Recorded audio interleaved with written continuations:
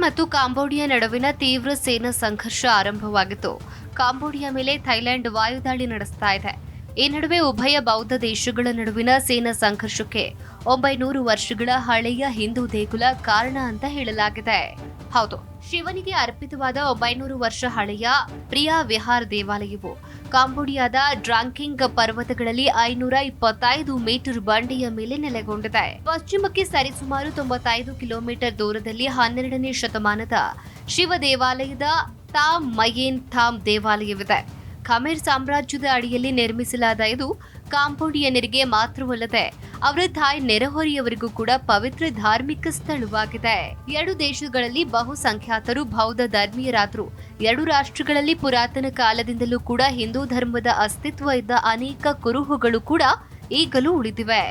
11ನೇ ಶತಮಾನದ ಖಮೇರ್ ಶಿವನಿಗೆ ಸಮರ್ಪಿತವಾದ ತಾ ಮುಯೇನ್ ದೇವಾಲಯಗಳ ಸಂಕೀರ್ಣದ ಬಳಿ ಕಾಂಬೋಡಿಯಾ ಹಾರಿಸಿದ ಡ್ರೋನ್ಗಳು ಅಪ್ಪಳಿಸಿದ ನಂತರ ಘರ್ಷಣೆಗಳು ಆರಂಭವಾಗಿದೆ. 1000 ವರ್ಷಗಳಷ್ಟು ಹಳೆಯದಾದ ಪ್ರಸಾದ್ ತಾ ಮೊಯೇನ್ ಥಾಮ್ ದೇವಾಲಯ ಮತ್ತು ಅದು ಹೇಗೆ ಬೌದ್ಧ ಕೇಂದ್ರವಾಗಿ ಬದಲಾಯಿತು ಎಂಬುದರ ಬಗ್ಗೆ ಕುತೂಹಲಕಾರಿ ಕಥೆ ಇದೆ. ಮಿಲಿಟರಿ ಘರ್ಷಣೆಗಳ ವಿಚಾರದಲ್ಲಿ ಪ್ರಾಚೀನ ಗಡಿ ವಿವಾದವಿತ್ತು. ಇದು ಫ್ರೆಂಚರು ಬಿಟ್ಟು ಹೋದ ವಸಾಹತುಶಾಹಿ ಪರಂಪರೆಯಾಗಿದ್ದು, ಅಲ್ಲಿ 11ನೇ ಶತಮಾನದಕ್ಕೂ ಹಿಂದಿನ 3 ಪ್ರಾಚೀನ ಹಿಂದೂ ದೇವಾಲಯಗಳ ಸಂಕೀರ್ಣ ಪ್ರಮುಖ ವಿಚಾರವಾಗಿದೆ. ರಾಯಭಾರಿಗಳ ಹೊರದಬ್ಬಿದ ಉಭಯ ದೇಶಗಳು. ಇನ್ನು ಉಭಯ ದೇಶಗಳ ನಡುವಿನ ಉದ್ವಿಗ್ನತೆ ಹೆಚ್ಚಾಗಿರುವಂತೆಯೇ ಎರಡು ರಾಷ್ಟ್ರಗಳು ಪರಸ್ಪರ ರಾಯಭಾರಿಗಳನ್ನ ಹೊರಹಾಕಿ ರಾಜತಾಂತ್ರಿಕ ಸಂಬಂಧಗಳನ್ನ ಅತ್ಯಂತ ಕೆಳಮಟ್ಟಕ್ಕೆ ಇಳಿಸಿವೆ. ಪ್ರಸ್ತುತ ಯುದ್ಧಕ್ಕೆ ಕೇಂದ್ರ ಬಿಂದು ಥೈಲ್ಯಾಂಡ್ ಕಾಂಬೋಡಿಯಾ ಗಡಿಯಲ್ಲಿರುವ ದಟ್ಟವಾದ ಕಾಡುಗಳಲ್ಲಿ ಇರುವ ಪ್ರಸಾದ್ ತಾ ಮುಯೇನ್ ಥಾಮ್ ದೇವಾಲಯದ ಬಳಿ ಇದೆ. ಉಭಯ ದೇಶಗಳ ನಡುವೆ ಸಂಘರ್ಷಕ್ಕೆ ಕಾರಣವಾಗಿರುವ ದೇವಾಲಯ.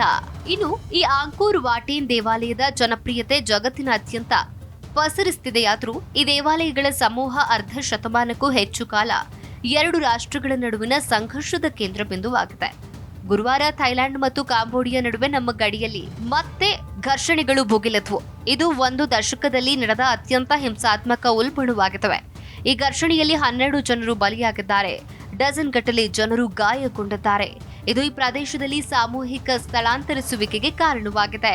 ಕಾಂಬೋಡಿಯಾದ ವಡ್ಡರ್ ಮಿಂಚೆ ಪ್ರಾಂತ್ಯ ಮತ್ತು ಥೈಲ್ಯಾಂಡ್ನ ಸುರಿನ್ ಪ್ರಾಂತ್ಯದ ನಡುವಿನ ವಿವಾದಿತ ಗಡಿಯಲ್ಲಿ ದೇವಾಲಯದ ಸ್ಥಳವು ಎರಡು ರಾಷ್ಟ್ರಗಳ ನಡುವಿನ ಉದ್ವಿಗ್ನತೆಯ ಕೇಂದ್ರ ಬಿಂದುವಾಗಿದೆ. ಐತಿಹಾಸಿಕ ಖಮೇರ್ ಸಾಮ್ರಾಜ್ಯದ ಗಡಿಗಳ ಆಧಾರದ ಮೇಲೆ ಕಾಂಬೋಡಿಯಾ ಮಾಲೀಕತ್ವ ತನ್ನದೆಂದು ಹೇಳಿಕೊಂಡ್ರು ಥೈಲ್ಯಾಂಡ್ ಈ ಪ್ರದೇಶವು ತನ್ನ ಗಡಿಯೊಳಗೆ ಇದೆ ಅಂತ ಪ್ರತಿಪಾದಿಸುತ್ತಿದೆ. ಥೈಲ್ಯಾಂಡ್ನ ಸುರಿನ್ ಪ್ರಾಂತ್ಯದ ತಾ ಮುಯೇನ್ ಥಾಮ್ ದೇವಾಲಯದ ಬಳಿ ಗುರುವಾರ ಇತ್ತೀಚೆಗೆ ಸುತ್ತಿನ ಹೋರಾಟ ಪ್ರಾರಂಭವಾಯಿತು. ಇನ್ನು ಮೂಲಗಳ ಪ್ರಕಾರ ಕಾಂಬೋಡಿಯನ್ ಪಡೆಗಳು ಥಾಯ್ ಮಿಲಿಟರಿ ಸ್ಥಾನಗಳ ಬಳಿ ವೈಮಾನಿಕ ವಿಚಕ್ಷಣಕ್ಕಾಗಿ ಡ್ರೋನ್ಗಳನ್ನ ನಿಯೋಜಿಸಿದಾಗ ಘರ್ಷಣೆ ಪ್ರಾರಂಭವಾಯಿತು.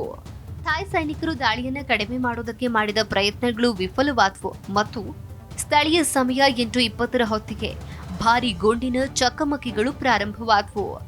ಆರ್ಪಿಜಿಒಗಳನ್ನು ಹೊಂದಿದ ಕಾಂಬೋಡಿಯನ್ ಸೇನಾಪಡೆಗಳು ಪ್ರಚೋದನಾ ದಾಳಿ ನಡೆಸಿದ ನಂತರ ಪಡೆಗಳು ಆತ್ಮರಕ್ಷಣೆಗೋಸ್ಕರ ಪ್ರತಿದಾಳಿ ನಡೆಸಿದ್ವು ಮತ್ತು ಥೈಲ್ಯಾಂಡ್ ಹೇಳಿಕೊಂಡಿವೆ.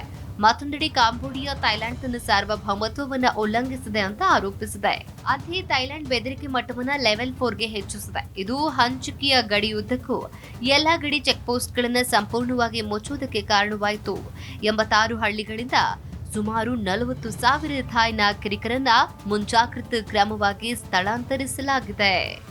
ಒಂದ್ ವೇಳೆ ಎರಡು ದೇಶಗಳ ನಡುವೆ ಯುದ್ಧ ಭಾರಿ ಪ್ರಮಾಣದಲ್ಲಿ ನಡೆದರೆ ಯಾರು ಗೆಲ್ತಾರೆ ಅಂದ್ರೆ ಥೈಲ್ಯಾಂಡ್ ಸ್ಪಷ್ಟವಾಗಿ ಗೆಲ್ಲುತ್ತೆ. ಯಾಕಂದ್ರೆ ಕಾಂಬೋಡಿಯಾ ಥೈಲ್ಯಾಂಡ್ಗೆ ಹೋಲಿಸಿದ್ರೆ ಬಹಳ ಚಿಕ್ಕ ದೇಶ.